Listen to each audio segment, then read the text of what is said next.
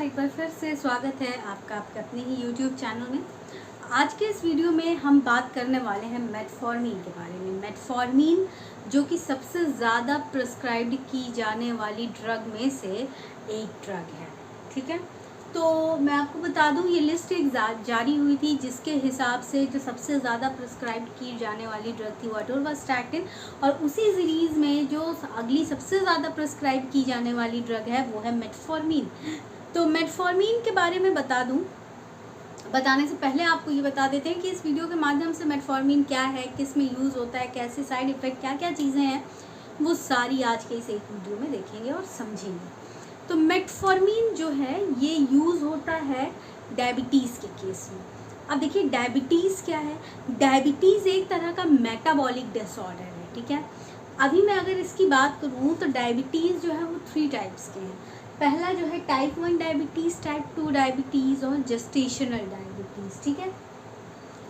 Type 1 diabetes के बारे में अगर हम बात करें तो इसको हम इंसुलिन डिपेंडेंट या फिर जुवेनाइल या फिर चाइल्ड ऑनसेट इस नाम से भी जानते हैं, ठीक है। अब इस डायबिटीज़ में क्या होता है, देखिए टाइप 1 डायबिटीज़ के केस में क्या होता है कि हमारे बॉडी का जो इम्यून सिस्टम होता है वो इंसुलिन प्रोड्यूसिंग सेल्स को डिस्ट्रॉय कर देता है।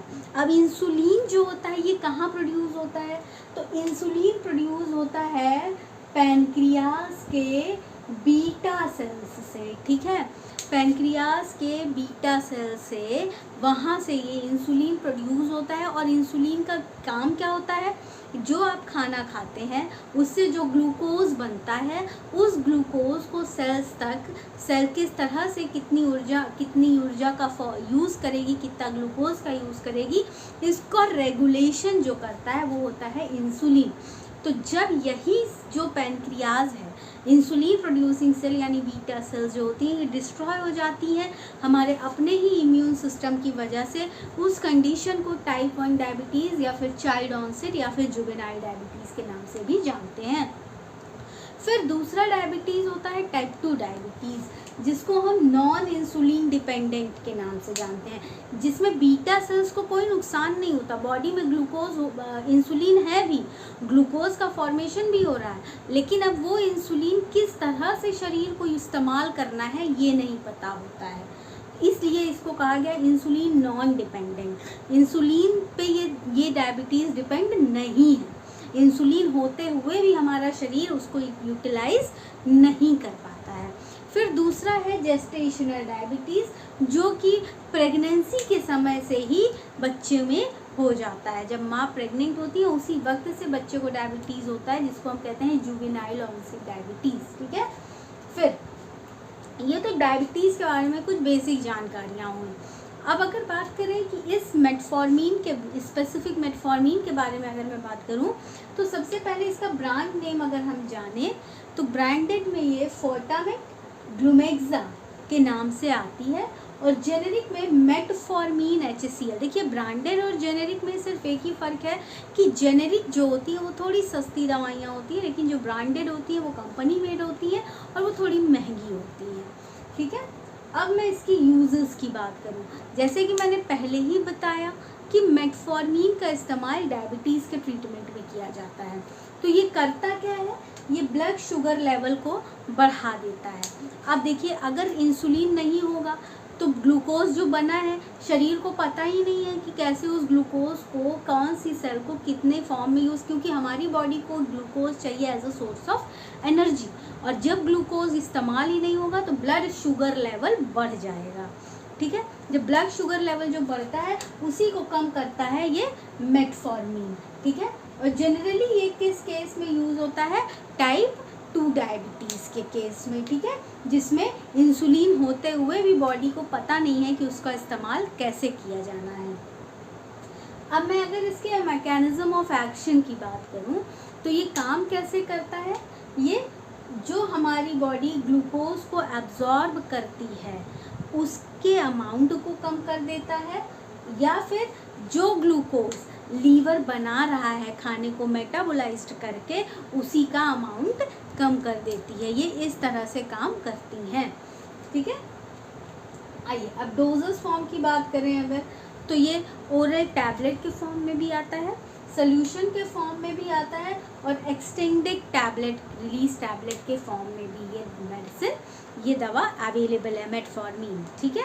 अब देखिए, अगर आप चैनल पर नए हैं तो सब्सक्राइब करना मत भूलिएगा, वीडियो को लाइक कीजिएगा और शेयर कर लीजिएगा, और अगर हमारे चैनल पर पहले से जुड़े हैं तो वीडियो को लाइक ज़रूर कीजिए और शेयर करना मत भूलिएगा। अब देखिए साइड इफ़ेक्ट्स की बात करें। अब दवा है, काम तो कर रही है अपना जो इसे करना है, लेकिन कुछ नुकसान भी तो होगा।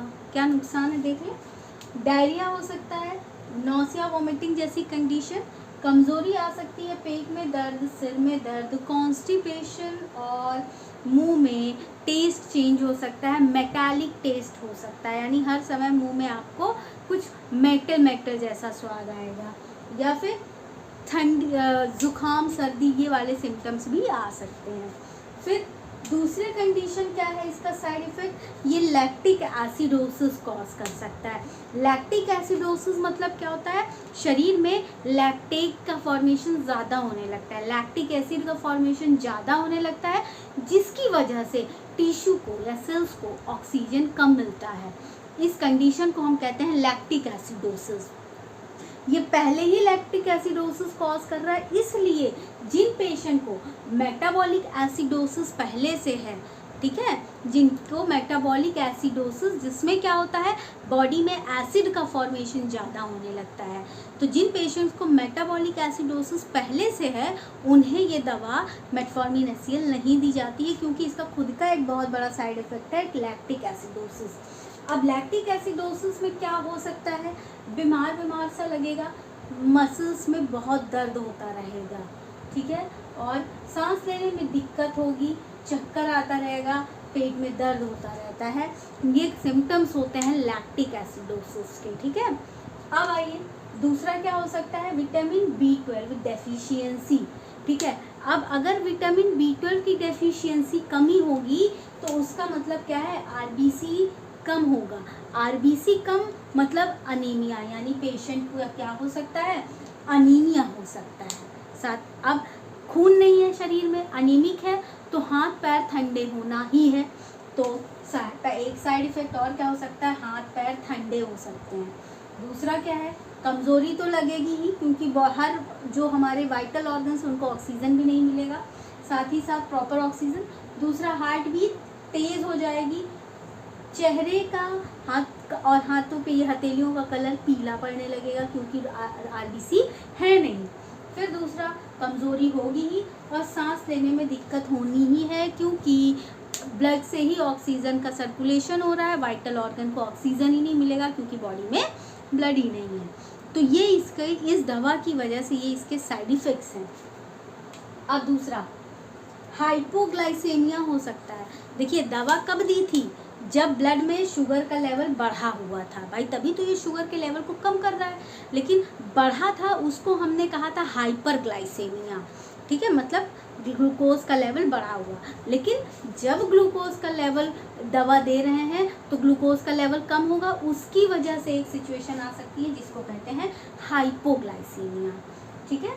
दूसरा, सिर दर्द हो सकता है, एंजाइटी हो सकती है, पेशेंट को भूख लग सकती है, कंफ्यूजन हो सकता है, धुंधला आंखों के आगे, वैसे भी आपने देखा होगा डायबिटिक के पेशेंट्स को कम दिखता भी है, हल्का सा धुंधला धुंधला, जुबान लड़खड़ा सकती है बोलने में, पसीना ज़्यादा हो सकता है, कंपकपी हो सकती है, हार्ट बीट तेज़ हो सकती है, और सीजर्स भी आ सकते हैं जिसको आप दौरे कहते हैं। तो ये सारी चीज़ें इसके साइड इफ़ेक्ट्स हैं जो ये हो सकता है। ठीक है। अब कभी कभी एक सवाल ये होता है कि किस केस में देना है, किस केस में नहीं देना है। तो देखिए, आगे बढ़ने से पहले बताऊं, अगर कोई सजेशन, कोई सुझाव, कमेंट सेक्शन ओपन है, वहाँ दे सकते हैं। अब देखिए, किन्हीं को अगर किडनी प्रॉब्लम है तो इस मेडिसिन को नहीं देना है। फिर अगर किसी पेशेंट को मेटाबॉलिक एसिडोसिस, जो मैंने पहले ही बताया, ये समस्या है, क्योंकि ये दवा खुद भी लैक्टिक एसिडोसिस कॉज कर रही है, तो अगर किसी को पहले ही मेटाबॉलिक एसिडोसिस है तो ये दवा नहीं देनी है। दूसरा, अगर किसी को डायबिटिक एसिडोसिस है तो भी ये दवा नहीं देनी है।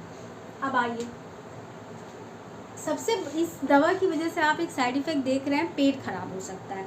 तो उस चीज़ को रोकने के लिए क्या करते हैं, खाना खाने के बाद मेटफॉर्मिन की जो दवा है ये आपको लेनी है, ठीक है। जिससे क्या होगा, पेट की जो समस्या, जो अपसेट स्टमक खराब, पेट खराब हो जा रहा है, डायरिया हो रही है, वो नहीं होगा। फिर दूसरा, तो अगर आप पेशेंट जा रहा है तो अगर उनके फीसेस में कुछ अलग सा मटेरियल नोटिस हो रहा है, कुछ अलग सी चीज़ कलर दिख रही है, तो that is only because of metformin, तो उसको इग्नोर कर देना है, ठीक है। ये एक दूसरी इसका प्रॉब्लम है।